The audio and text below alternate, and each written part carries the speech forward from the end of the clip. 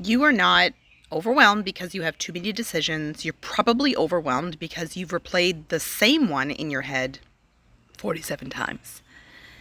Let's be real. Overthinking isn't clarity. It doesn't make things clearer. It's just kind of fear dressed up in a nice little lab coat.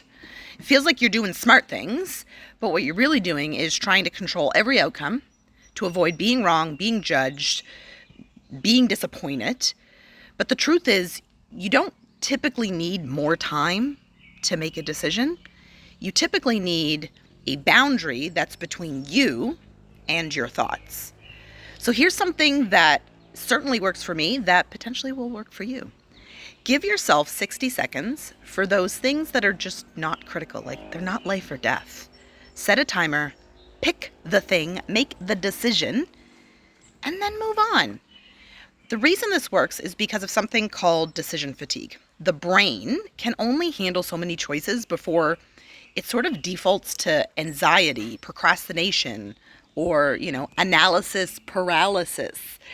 In fact, actually, a study from the National Academy of Success, National Study, no, it wasn't that. It was the National Academy of Sciences showed that judges were far more likely to deny parole later in the day, not because the cases were worse, but because their decision-making capacity was completely drained.